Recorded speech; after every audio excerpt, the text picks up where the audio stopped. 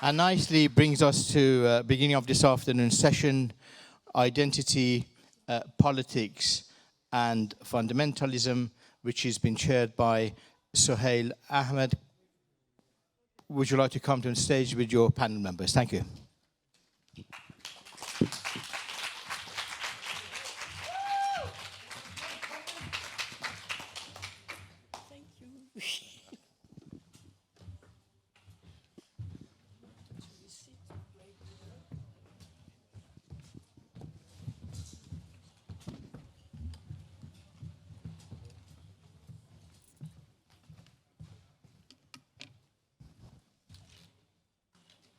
We have one more.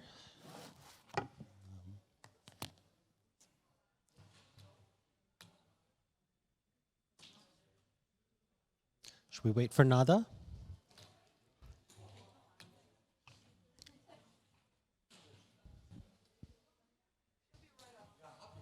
Okay.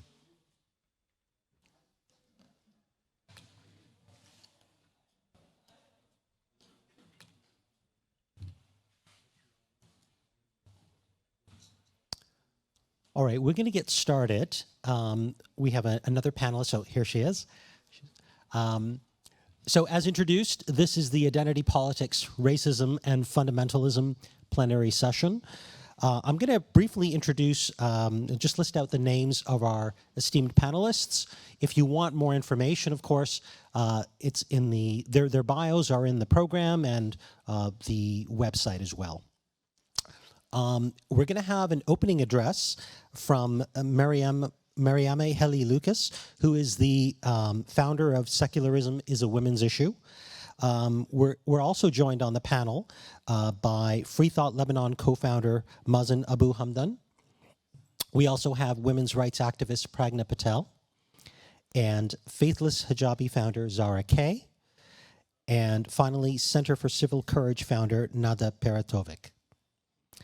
So thank you, panelists, for joining us today. And let us begin with some opening remarks from Marieme.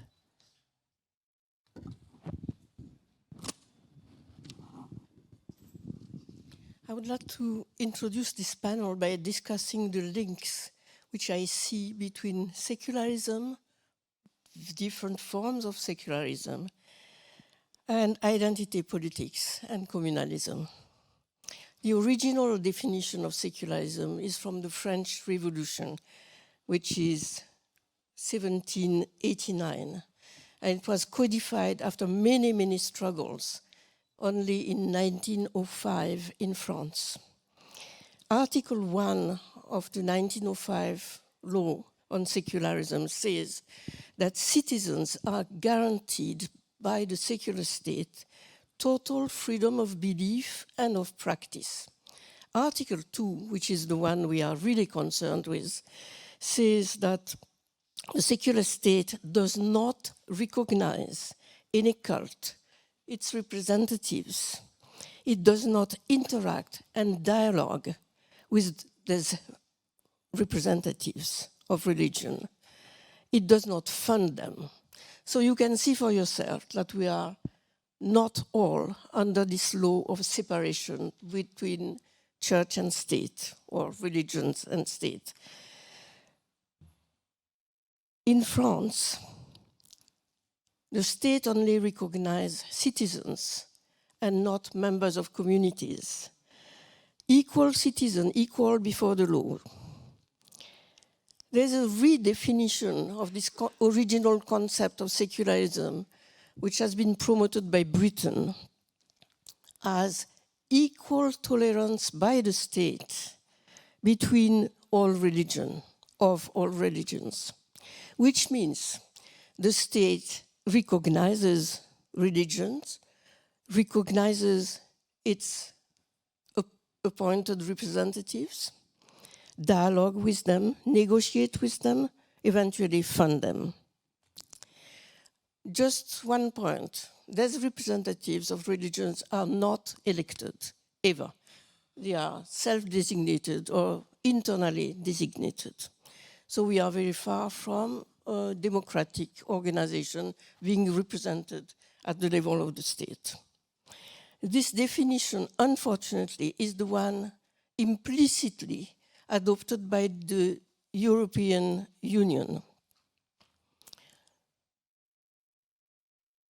I also want to mention that, of course, in the third world, whether in Africa or in Asia, all former colonies of Britain also go by this redefinition of secularism. In other words, if you want to talk, if myself as an Algerian now living in France and convinced that secularism is the separation between state and religions, if I talk secularism with an Indian or a Nigerian, we don't talk about the same thing. So it's very important for us all to reflect on that. I don't consider secular countries like the UK, where the head of state is also the head of the Anglican Church.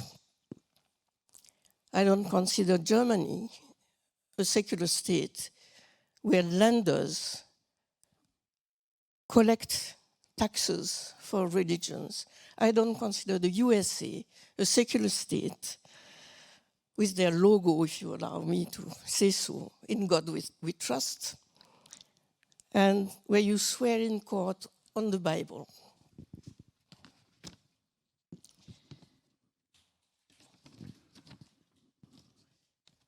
UK definition of secularism breeds communalism and identity politics, because religious groups are competing for privileges that the state can grant them. Just one example, in the UK, legal privileges of communities, in that case, religious communities. The first one and the most important one, in my view, is the laws of personal status or family laws, according to which communities can have different laws. There is one law, but it's not for all. You can have unvoted laws decreed by clerics in the name of God, which apply to people who are presumed to belong to this community by virtue of their place of birth or of their names. If you are called Ahmad or Fatima, you are put into this group and you can step out of it legally, but it's just a big effort and a complicated thing to do. And Pragna is the one who knows everything about this. In other words, we have different groups of citizens which are governed by different laws. How democratic is that? Justice is the other big thing, as you certainly know. There are currently about 300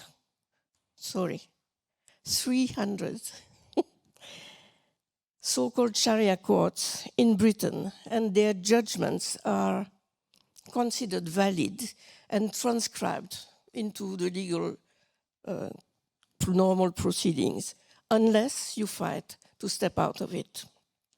What I can see as a first consequence is the erosion of citizenship and the abandonment of one law for all. All this, mind you, is done in the name of human rights. In that case, minority rights. The second big consequence of the redefinition of secularism by Britain is that we are more and more divided. The governments like the idea of communities and communalism and identity politics because we are more and more divided. I can think, for instance, of the workers' struggles in the 60s, in which British workers and migrant workers were fighting together and then later were divided. But if you look at today's struggles, you have different organizations like Muslim workers' organizations and Sikh workers' organizations and Hindu workers' organizations, etc. How can we, for 1 minute, believe that this does not weaken the struggles? And this fragmentation of the people into smaller and smaller entities apply also to human rights more and more. At the UN, I'm sure you know that, there is, the Muslim fundamentalist organizations have, I don't find the word, sorry, English is not my first language, as you can sure tell. There's this Charter of Islamic Human Rights, which has been deposited, can I say that? Deposited? Not adopted, definitely not. It's unofficial, but it's there. And although officially the UN doesn't make any reference to it, they mention it, over and over again, so we don't know when this will become part of what they consider in their decisions. Again, all this is done in the name of human rights, minority rights. So that's what I wanted to say as an introduction. Thank you, Marieme.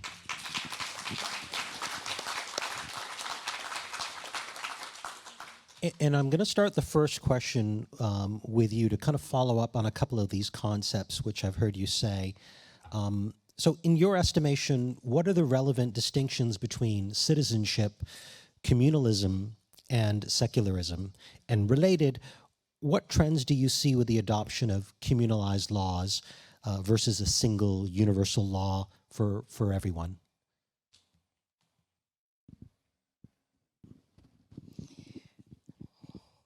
Looking at it from the point of view of women, for instance, I can see very clearly that women's rights come last, after religious rights, minority rights, etc., which means that there is a conflict in human rights organizations. By the way, I can't resist telling you that I have not yet seen one single international human rights organizations taking a public stand for Rushdie. Okay. In the name of human rights, and in the name of promoting the rights of minorities in the West, we promote cultural relativism. In other words, what is good for Westerners may not be good for us, third world people. And I think this is a big, huge problem. Secular laws give rights to people. They don't force people to renounce their religious duties if they feel like it. Two examples. If the law of a country allows for reproductive rights, contraception and abortion, Roman Catholic women are not forced to use contraception and abortion. If the law of a country allows for equal inheritance, a devout Muslim woman who believes her duty is to give half of her share to her brother can still do it. So the problem is not that it erases the rights of minorities and of what they think are their religious duties. What fundamentalists want is that it would be forbidden to everybody. Or what fundamentalist Catholics want is that contraception will be forbidden for everybody. Thank you, Marieme. So I'm going to bring Pragna in now. A related question would be, what does citizenship mean to you, and how do you see it in relation to the rise of identity politics? Well, first of all, as Marieme said, citizenship rights, to me, essentially involves a democratic social contract, a democratic contract between citizens and the state, in which the state guarantees certain rights, the right to life, the right to work, the right to education, the right to access health facilities, and so on. And you know, these are really, really important rights. The whole concept of citizenship rights, I have to say, is now under attack, not just by fundamentalisms of all kinds, religious fundamentalisms, but also by authoritarian states globally. And we have seen in the British context the way in which citizenship rights are now being stripped. One cannot lose one's citizenship rights in law, in international law. But we're beginning to see that in the wake of the rise of religious fundamentalism and the war on terror, and the way in which, you know, young people were radicalized and went off to fight for ISIS and so on. And some of them were very young girls or young children, in fact.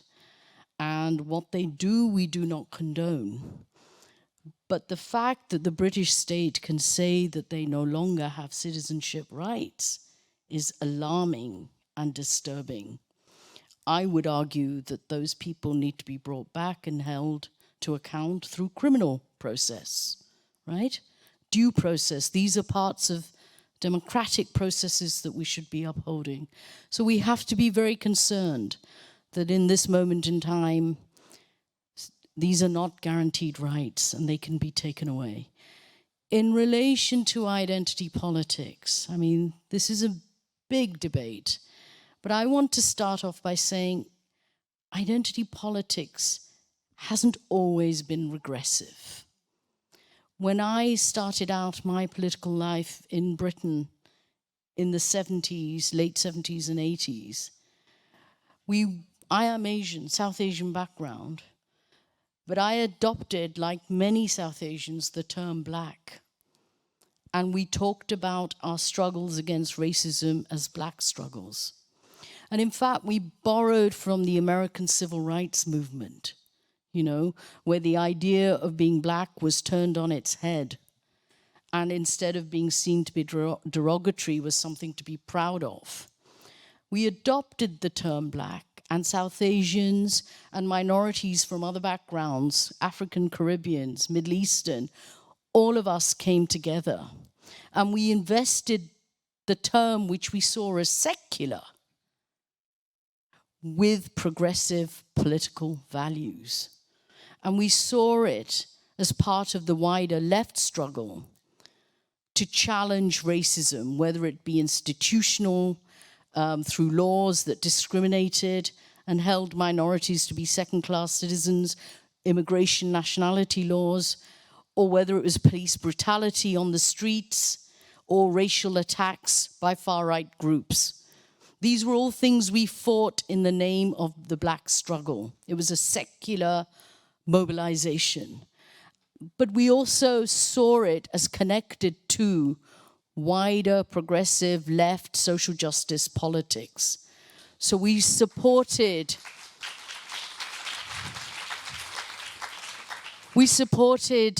those in Northern Ireland who were challenging British colonial rule.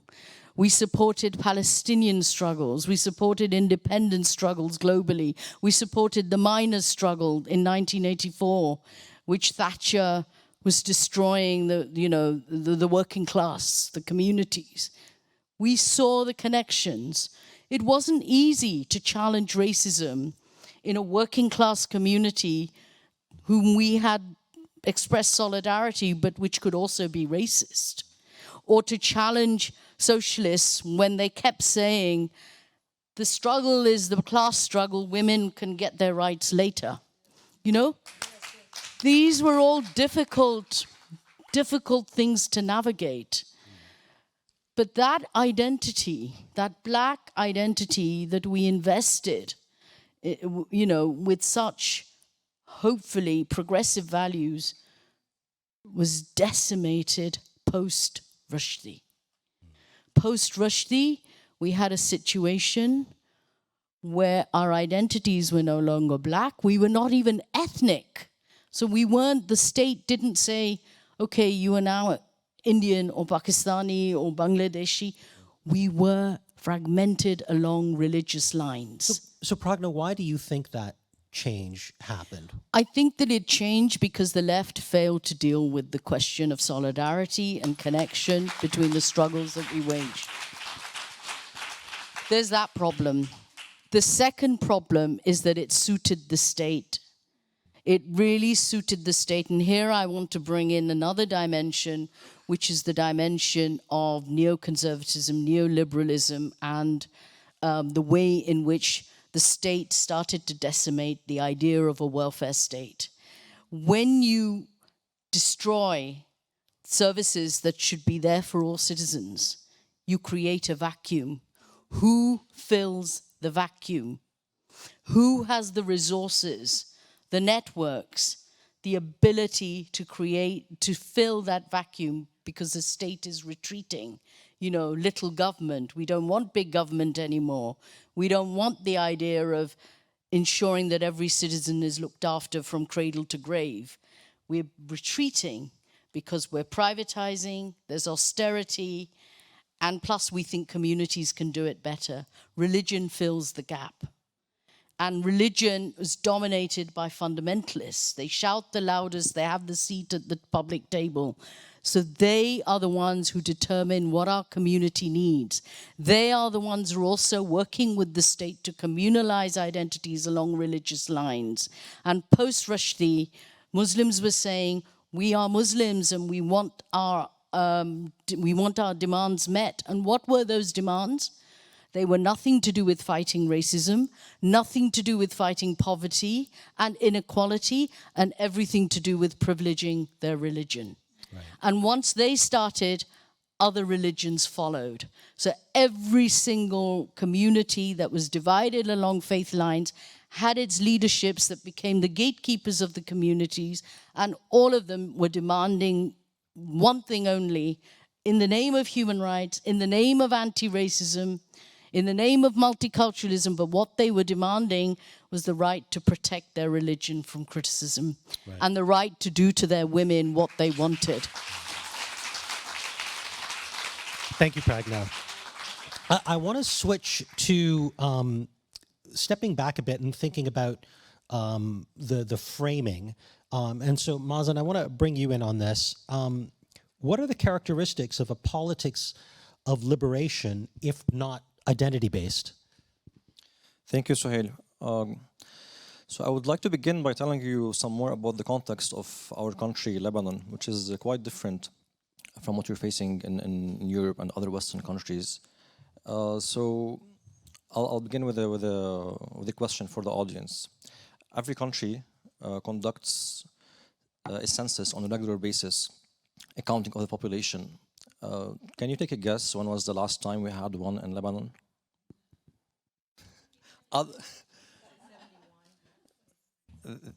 Let me check. Now, the actual answer is 1932. 1932 was the last time we counted the population in Lebanon. And since then, we have stopped counting because it creates troubles.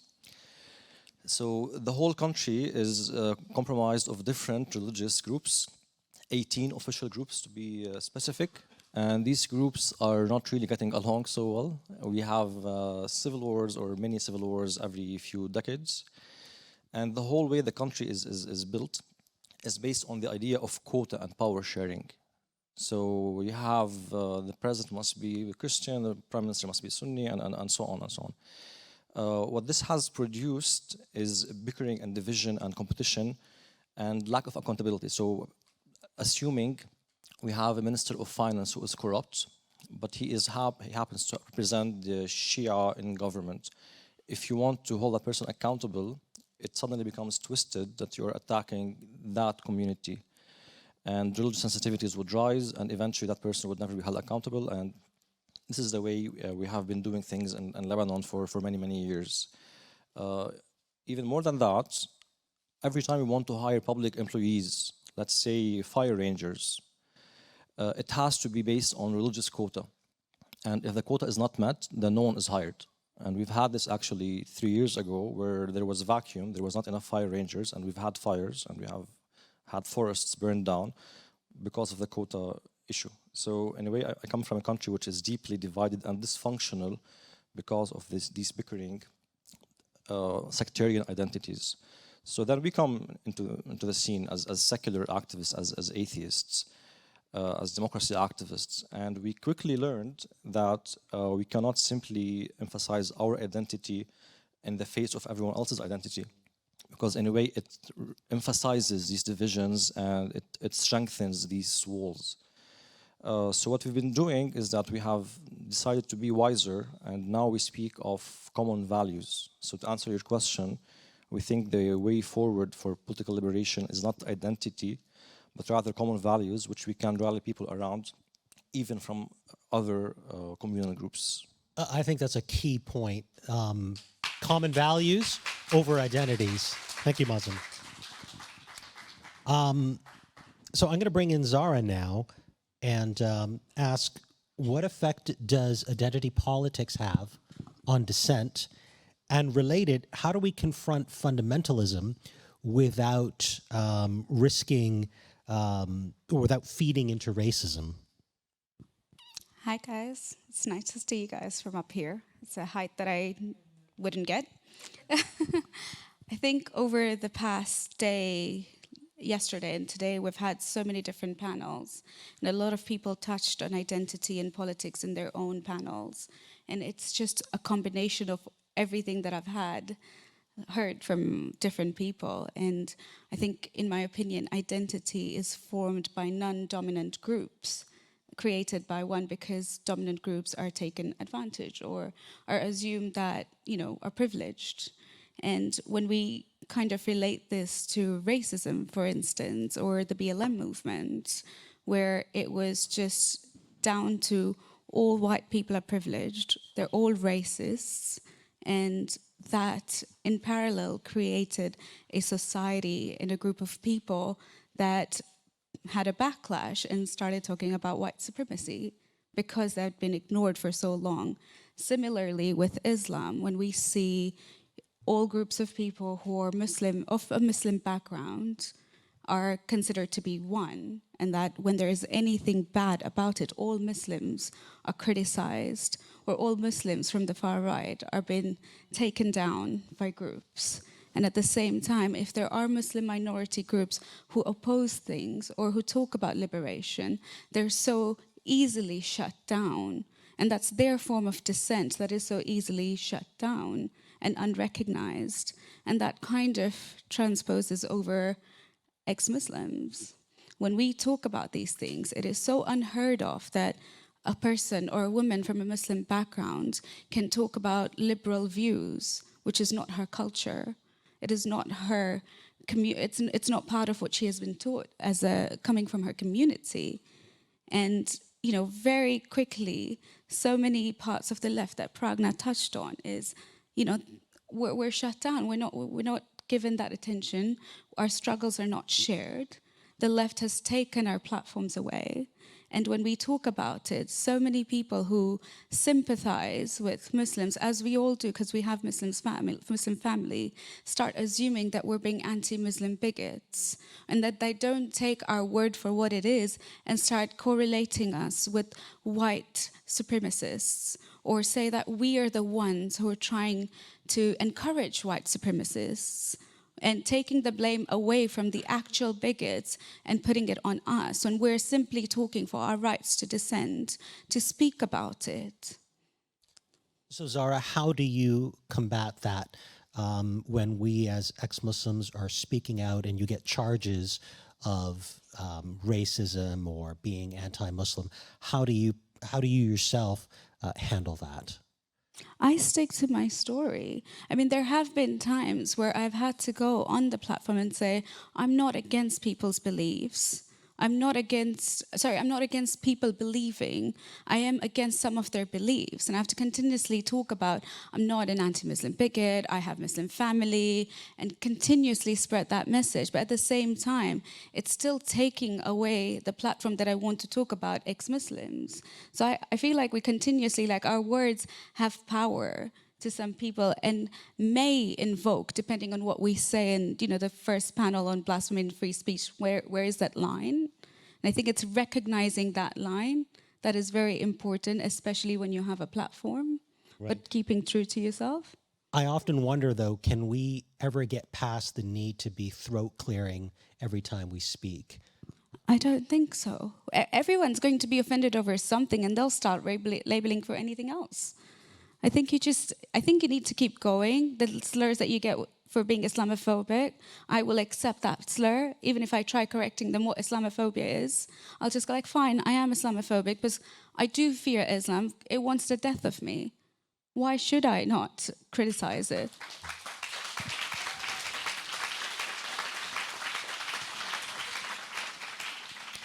Thank you, Zara. I'm going to bring in Nada now. And we've talked a lot about these rights in general and identities, but I want to bring the focus to women's rights. So, Nada, what are the implications on women's rights in all of this? We were talking about different identity groups, and we have to be aware that in all these different identity groups, we have one part of the group that is the same, the women. So what we need also to notice that that women are either divided by these groups, so they don't see other women like their sisters, or that they have the same fate of oppression. And this is what we have to take to consider. And I think it would be best considered to the feminist critics. So that every woman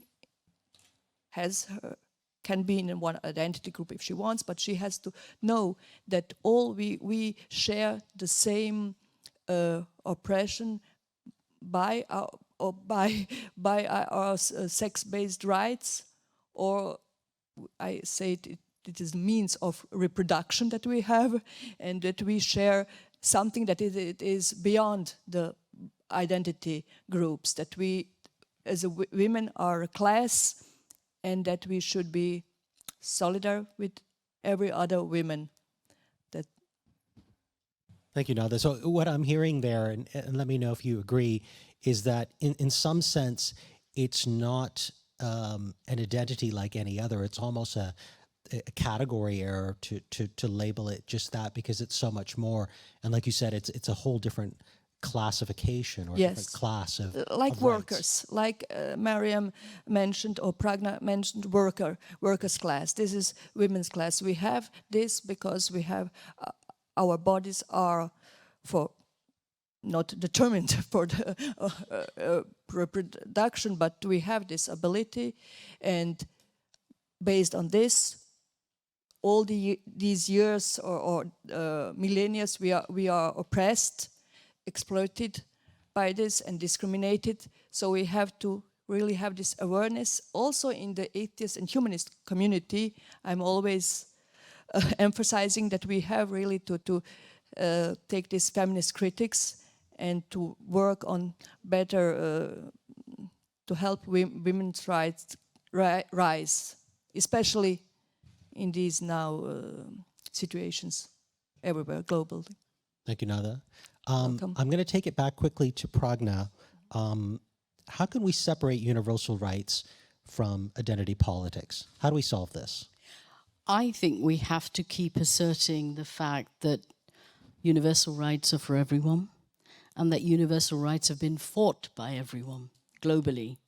One of the things that I faced, and I know many colleagues have faced, when we challenge particularly women's rights within minorities, when we fight for women's rights within minorities, working in a larger majoritarian country, where we're constantly also mindful of the racist backlash, we are often, and also the community backlash, we're often told that you're a traitor to your community, you're a traitor to your identity, you're betraying the cultural and religious fabric of your family and society, and that these are Western values.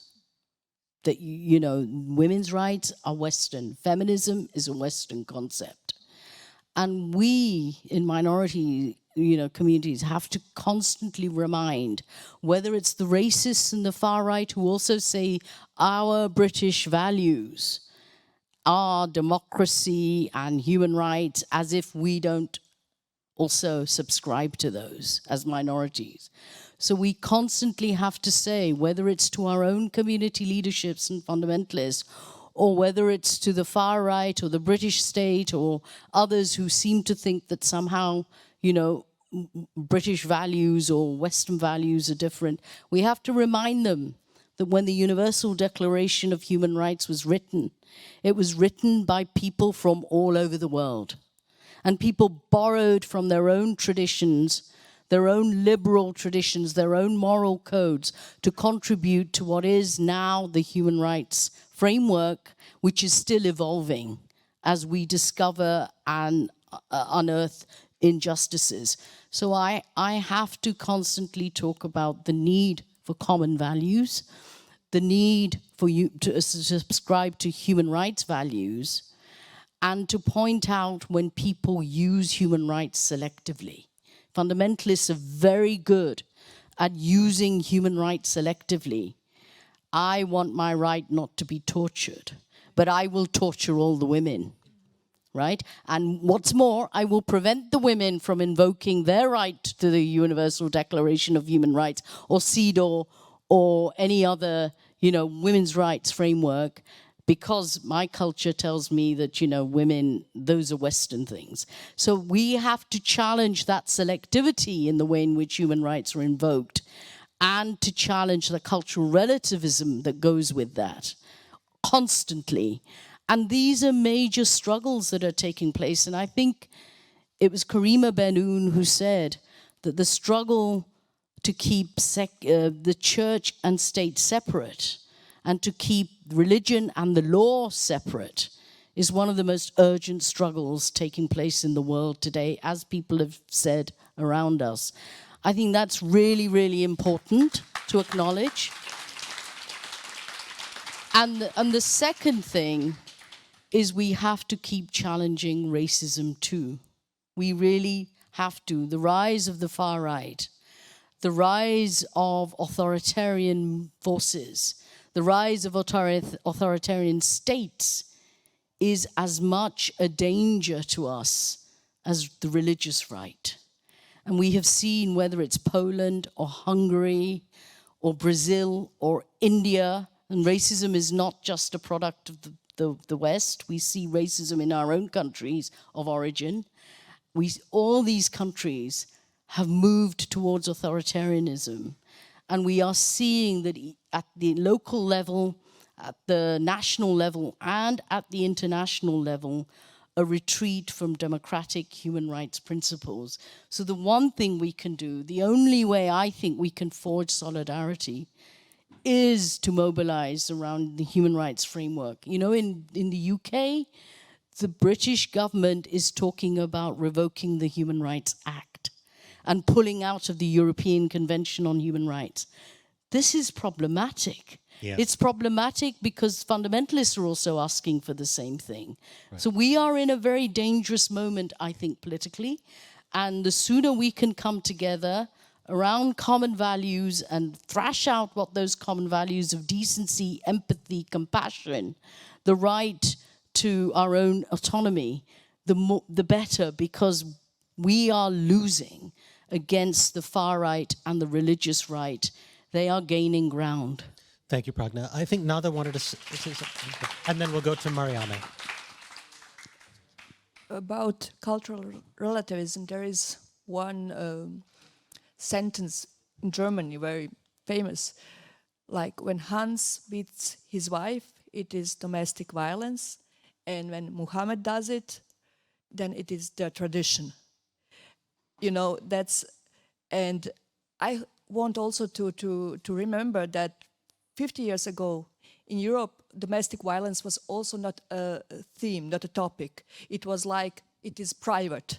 Whatever happens in the behind the walls, it is private, it is their marriage, and then it started not to be any more private, but political. And feminists thought that fought that it became a political topic, that violence is violence. It happens in Germany or it happens, I don't know, Saudi Arabia. So this is what she said. These are really the common values. We want a life without violence, without exploitation, without discrimination. Every human being, especially women, have the right to reach for it. So this is, and another question, about secularism. This is also something interesting, and I will talk about it maybe later when I'm talking about Croatia. Secularism is really a guarantee for all of us, not only us non-believers, atheists, and so for the separation of state and church, but also for the believers, and that they don't think about it. They think always that secularism is something that is taking their religion away. But I say to my Catholic friends in Croatia, you have the right, as you said, to believe, and you have the right to worship your God and everything. But also secularism gives you the right also, for example, to go to artificial insemination if you want, to have an abortion if you want. So when I tell them, do you want a theocracy maybe, they say no. So please, secularism is really a guarantee of freedom for all of us. This Right, is for very, the religious and the non-religious. Yeah. very important to notice. Thank you, Nata. Let's bring it over to Marieme. You want no? Okay. Okay, so then I'll go to my next question. So Marieme, this goes back to fundamentalism. I've heard you talk about fundamentalism as an international project, and then also secularism as an international project. Maybe you can expand on that a bit and contrast the two.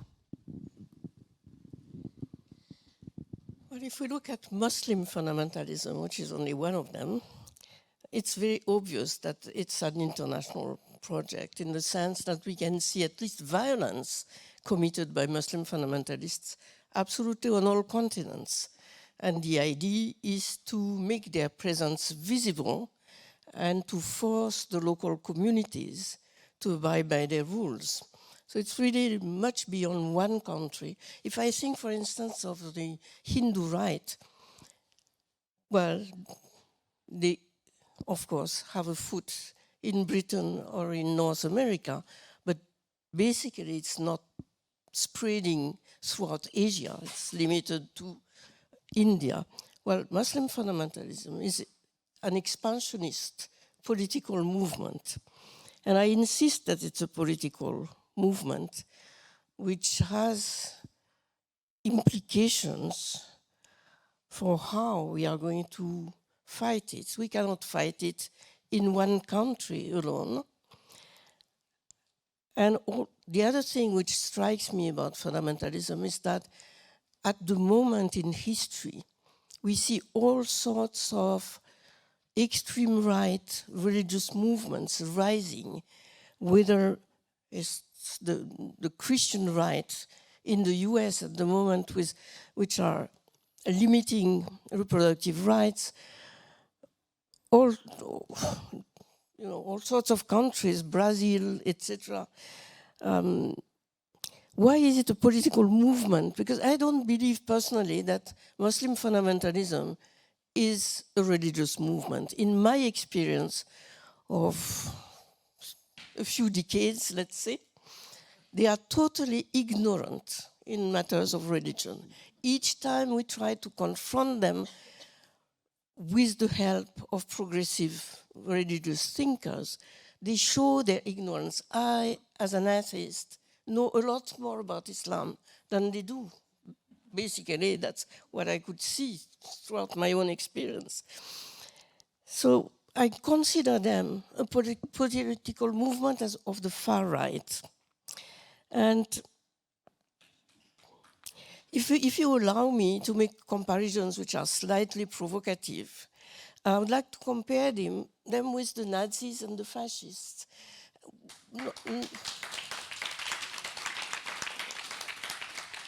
I'm not using these words lightly, because I don't think you can compare events taking place in such different circumstances and with such a time gap. But having said that, the Nazis considered they were the superior race, the Aryan race.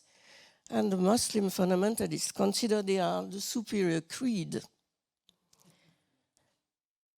And in the name of their superiority, they think they have the right and the duty to eliminate, physically eliminate, those who they see as infrahumans, Untermensch, which, strange enough, covers basically the same categories as the fascists and Nazis did: communists, Jews, minorities, ethnic minorities, unbelievers in our case, which is added to the fascist and Nazi list, but it proceeds from the same logic. They justify their superiority by reference to a historical past, which they mythified. For instance, fascists were talking about the glorious past of Rome, but the Muslim fundamentalists are talking about the golden age of Islam. I'm not saying it didn't exist. I'm saying that they changed the meaning of these historical facts in order to justify their domination today.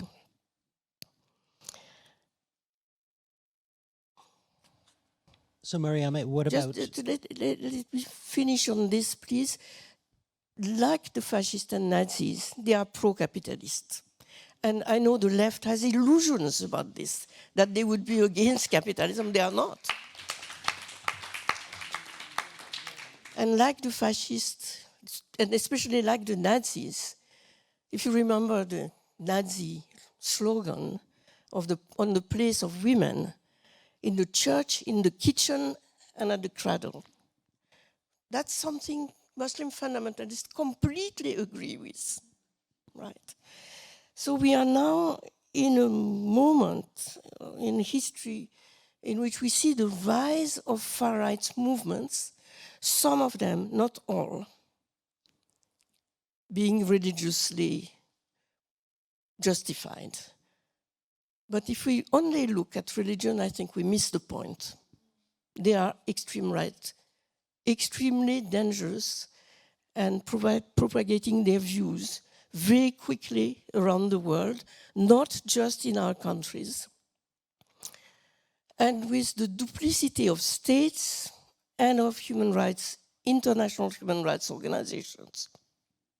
So, Marieme, do you see secularism as an international project, as a legitimate or workable counter? That's my wish, that it will become an international movement.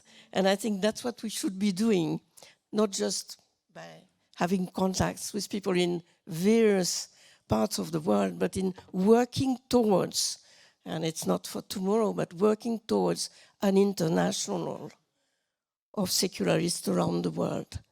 So it's a pious wish. Thank you, Marieme.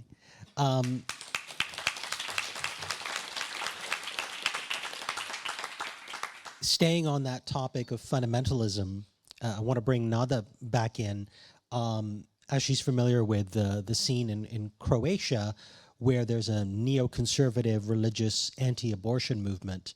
And Nada, I wanted to know how is fundamentalism there impacting women's rights?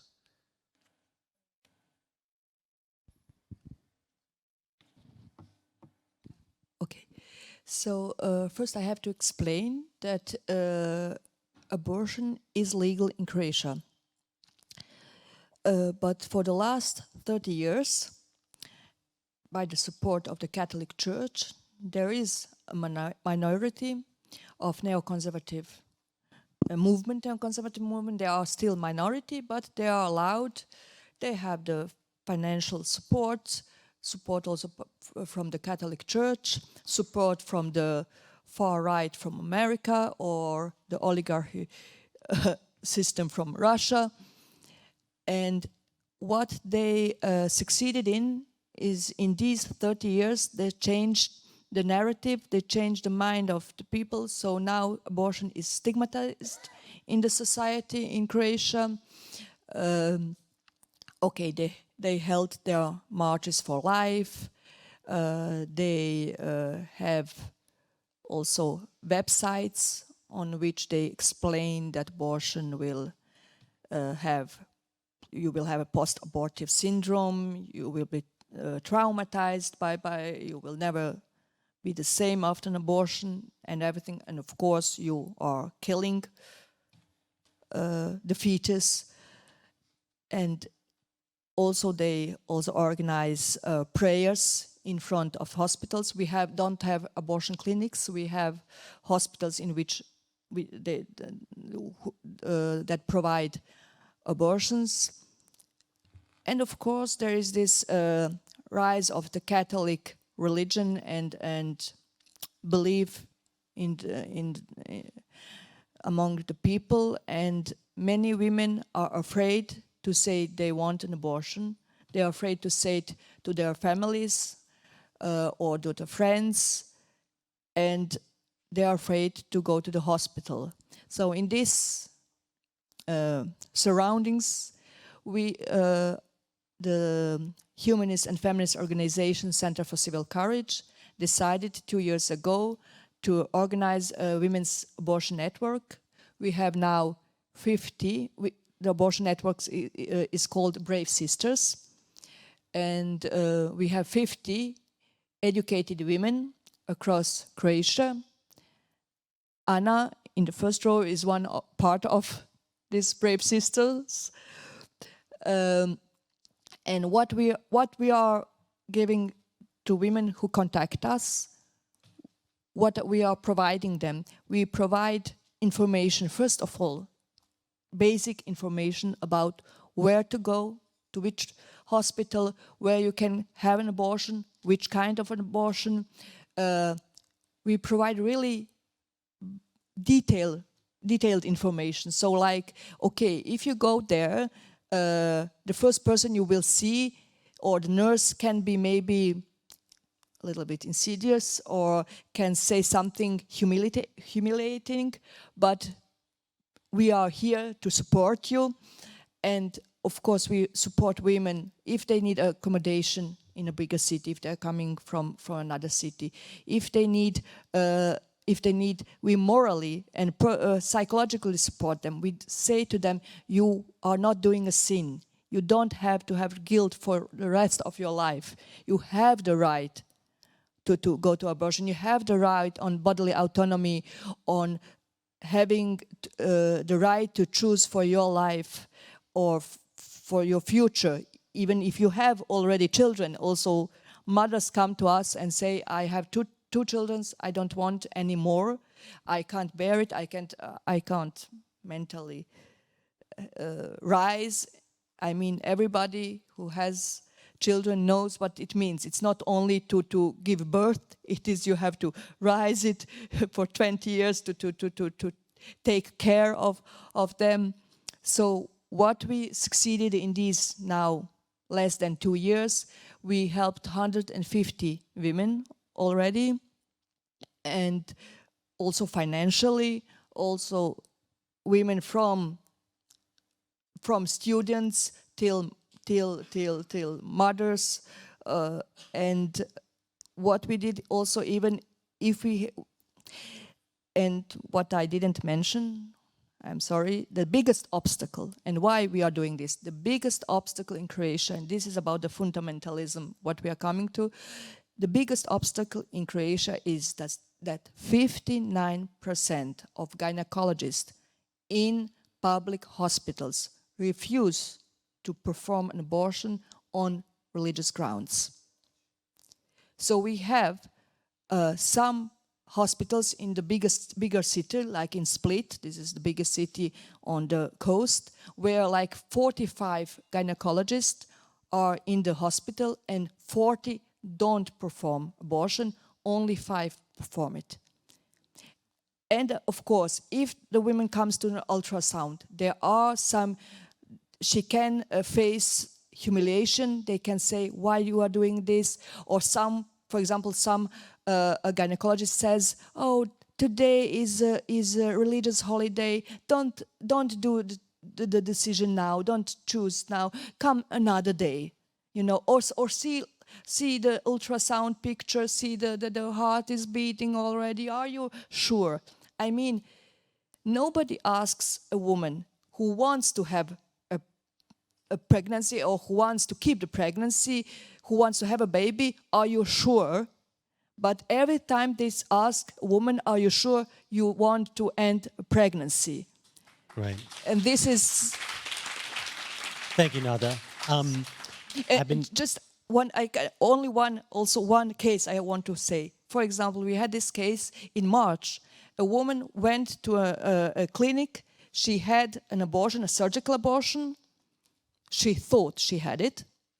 3 weeks later, she is going to her gynecologist, and the gynecologist, she is saying, you are still pregnant, and the fetus is intact. I mean, and she was like, what is happening here? And she went to the clinic again, and she said, you didn't do it right, I don't know what. And they say, they lied to her, and they said to her, okay, but now it is too late, because you have only up to 12 weeks. So, like, sorry, but you will, congrats, you will have the child. So supposedly it's legal, but there's all these obstacles in the way at a practical level. And I want only to say that what we did, the woman contacted us, she was devastated, she was crying, she didn't know what to do. It's not the only case from this hospital.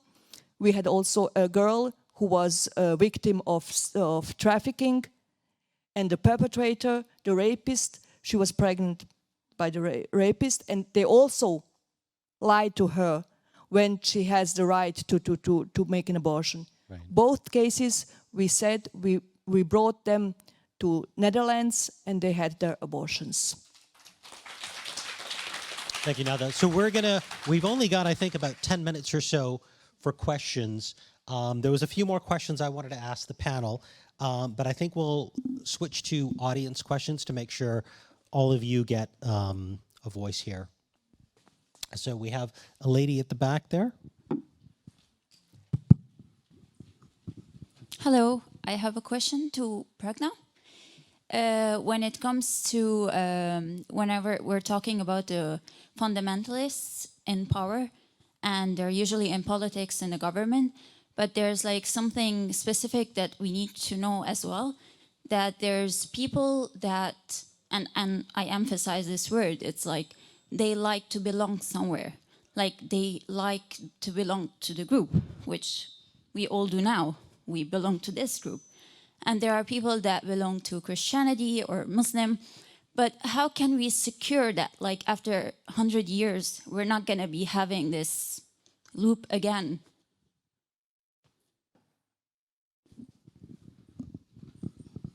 I think one of the problems about, we all need to start off belonging to a group in order to understand, raise our own consciousness, and understand our own circumstances and our own oppression. So whether it's women or black minority people or workers or, we start somewhere. The problem with identity politics, and we haven't really touched on this, is the issue of dissenting and identity politics.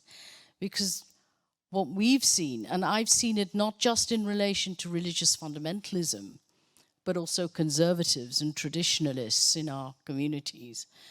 In order for us as women to come together to articulate our needs, we had to be in the business of dissenting. Right? We had to dissent against the patriarchal, religious, cultural structures of our society, our families, our communities, that subjugate women, that tell women that their place is in the kitchen, not in the public. So, dissent is vital, I would say, to any kind of even progressive group identity. The problem we have is even when we're trying to articulate our own situation, others are shutting us down, right? So in the context of fighting for women's rights, at an individual level, the family is shutting you down. Then the wider community is trying to shut you down, and the religious leaders are trying to shut you down. And then the religious leaders are working with the state to all shut you down, right, through their policies and their decisions of who are authentic leaders and who represents the authentic identity of minorities. So you have this, dissenting is vital. So whether we are within our communities forming our own feminist consciousness but fighting against the conservatives and traditionalists, or whether we're in the left, on the left, and we have to challenge those who say women's issues, wait. Race issues, wait, right? Homosexual, sexual minority issues, wait. That's the kind of response we've had. And I have to say, it's the failure of the left that's also laid the foundation for the rise of religious fundamentalism.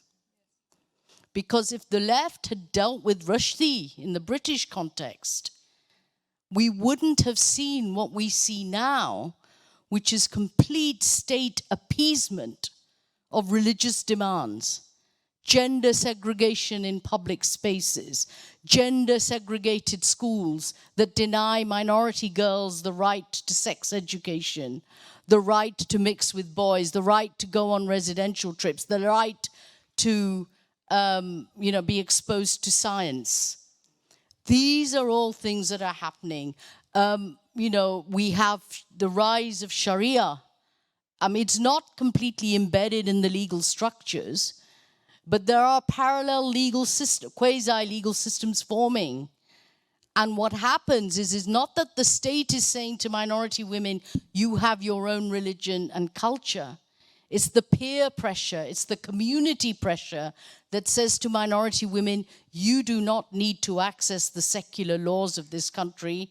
You have to access the religious laws. And the same social compulsion, that's used to prevent them from then getting a divorce, separating, having their own lives, having the right to inheritances Marieme talked about, and so on and so forth. So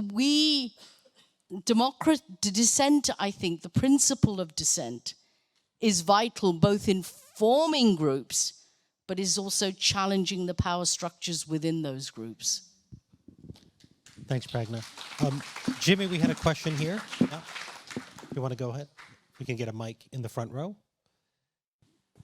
Hi, I think it's really interesting to hear you talking about, these women's rights and women as a class, and all of the rights that you seem to be talking about are women's sex-based rights. And I'm puzzled because in the UK, the left-leaning parties and the Labour government, when they're being asked, what is the definition of a woman, they're saying they can't define what a woman is because it would be transphobic to do so. We have examples of teenage girls in gender-neutral toilets at school not going to the toilet during the school day or waiting until lunchtime so they can go to Sainsbury's and use the women's toilets because they feel really embarrassed because boys are in there shaming them when they're on their period or mocking them when they're going to do a wee. So I really agree that the rights that you're talking about, they're sex-based rights. We need to fight for them. They're really important. But how do we do that when we can't even define what a woman is on the left? Conversely, what we're finding is that parties on the right have absolutely no inhibitions defining what a woman is and using a biological basis to do so. So there feels like a betrayal there around women's sex-based rights, and I'm wondering what your thoughts are on it. My thoughts are the same as yours. We feel we are all left-oriented, and we feel as women, also in Croatia, I have to tell you, we have the same discussion, and we are also silenced. I am a persona non grata in some feminist circles because I am for the women's sex-based women's rights. and now I forgot what I wanted to say. Just a moment. Yes, what I have to say, the left betrayed us, women, and this hurts me more than I don't know. And what I think is more dangerous, the far right is taking these critics, but they are not taking it in favor of our women. They are taking it for their own ideology, you know? And this is a problem. Thank you. But many women now I see on Facebook, they sometimes reshare some of the far-right activists who say, what a woman, it is adult human being, this is this. And I say to them, don't reshare quotes from far-right activists, because they will never be our allies. Never, they will be nowhere else. We have to really, women or feminists have to be together and to say where we can make a compromise. I mean, we are aware of people that have gender dysphoria or transgender people. Of course, we don't deny their existence. And this is also identity-based. Again, the problem is if you criticize their statements or views, they will say you criticize their identity. And you are transphobic. Of course, today is everything transphobic. Biology is transphobic, and so this is the problem. When we talk about identity, we should talk about statements or about statements and arguments. I will be an ally for transgender people. This is no question. I was also always for LGBT people. 10 years ago, everybody for us. But why they don't? And this is also something interesting. They have a slur for women. Although the men are violence against them, are torturing them, are killing them everywhere. And they have no slur for men. But they have a slur for women who were always their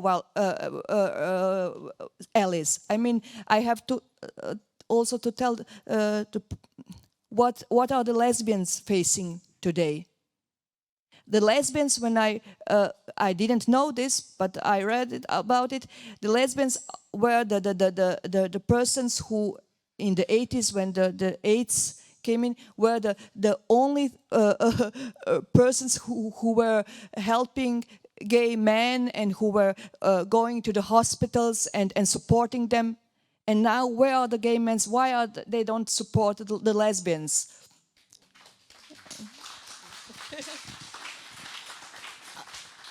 Did you want to come in on that same question? Really briefly, because I just wanted to add, I totally agree with everything you said. I mean, I think that we're in a period where the idea of censorship, the culture of censorship, the culture of cancelling, the culture has seeped into other social justice movements too. So it's not just a question of, the struggle against religious fundamentalism. The problem I have, and I don't think trans rights and women's rights should be competing in this way.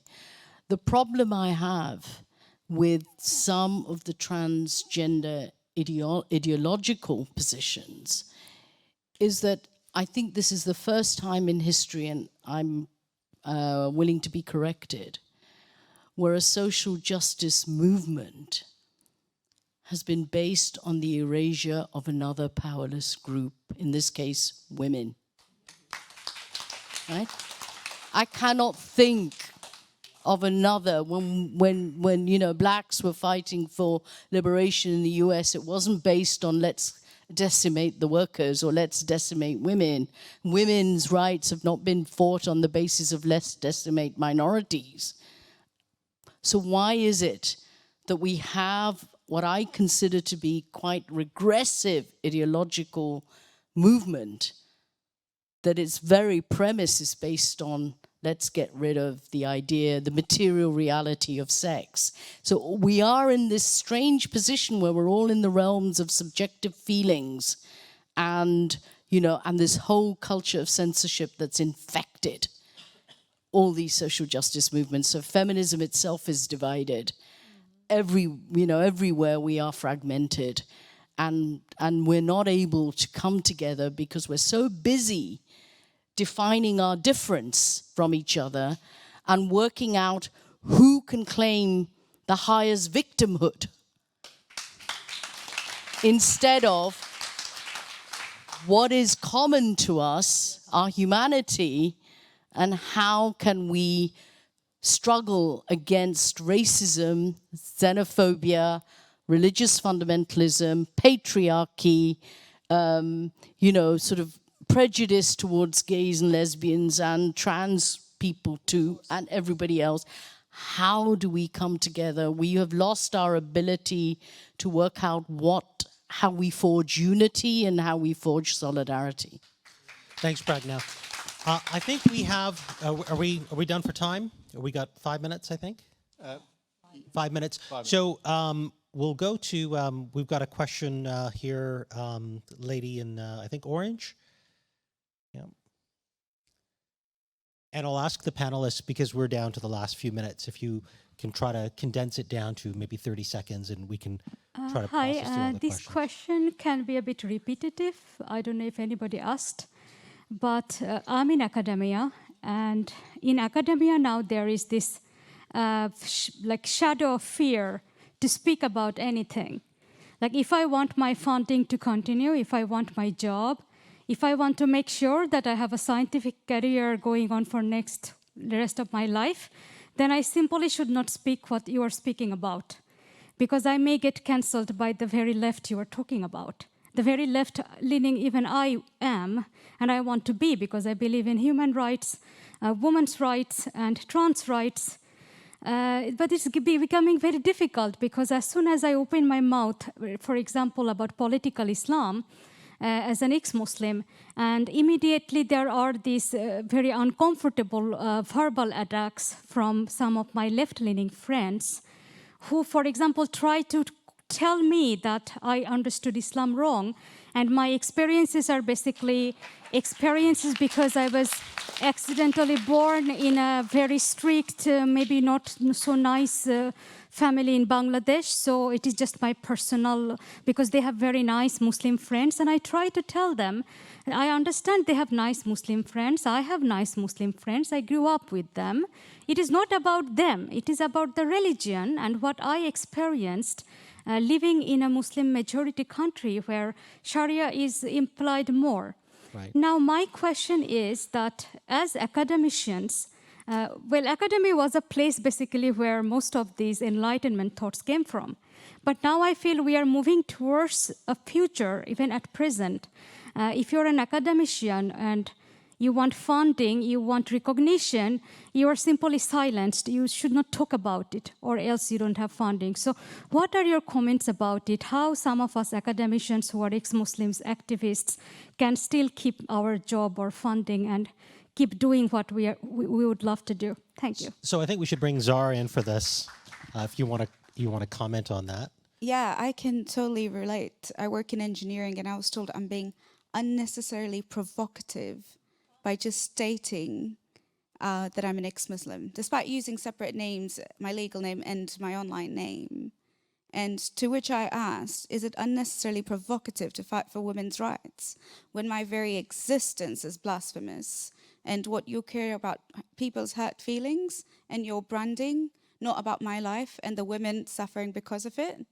Which is really interesting, because the left was historically standing for liberation, but when it came to our liberation, they've turned a blind eye. It's not our culture. We're not going to talk about it.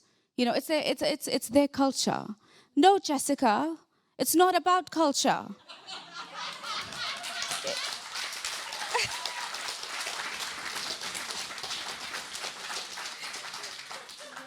I deserve those human rights, the same liberal rights that you have. I want them, and people like me too. running an organization, looking for support for ex-Muslims, not having the funding to support mental health.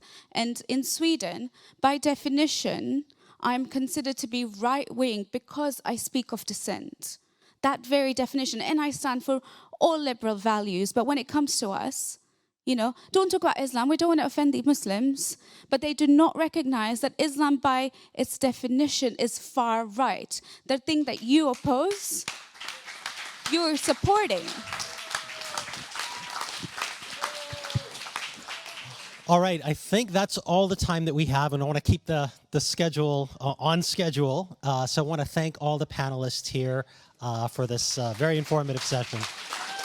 Brilliant, thank you. Brilliant panel, and thank you, Sohail. Thank you, everybody. Thanks.